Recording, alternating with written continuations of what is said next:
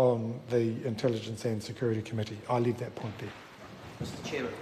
The Honourable David Parker. Mr Chairman, I just want to refer to a couple of the contributions that have been made by my own colleagues, and the Minister can correct me if I'm wrong here, but the questions that have been asked in respect of Clause 14 about protective security services and advice and assistance that might be provided, for example, by the GCSB, are not about intrusive powers of the state. Those intrusive powers of the state are dealt with in later parts of the legislation. Covert activities in Part 3 and surveillance activities or warrants that you might get against parties are dealt with in Part 4. What this is actually generally helpful advice that is being provided by arms of the state to those that need it.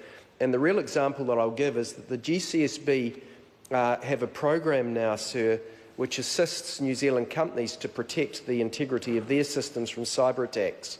This is a very real issue in New Zealand and around the world, and you only need to read what's been happening in respect of the interrogation of the Democratic Party's electoral efforts by Russian operatives alleged to have occurred in the United States to know that these things, if not protected against, can actually undermine local democracy.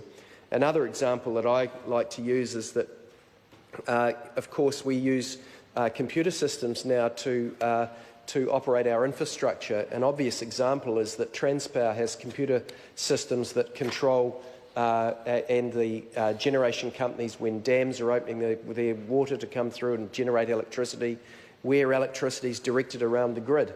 Now, if those sorts of computer systems are breached by people who have got an improper purpose, they can wreak considerable havoc to our economy, and not all of the people who might want to do that are actually acting in the best interests of New Zealand. And I think it is important that in a small country like this, in New Zealand, where we have repositories of expertise such as that which lies in the GCSB, but not in the police or other agencies that on occasions they run programs with the private sector to give of that expertise to the private sector in order to protect our infrastructure. And so that's actually what this Clause 14.2 A2 is actually doing. It's allowing the GCSB to provide services and advice relating to the developing and implementing protective security arrangements, including arrangements for information security, for example, information assurance and cybersecurity activities.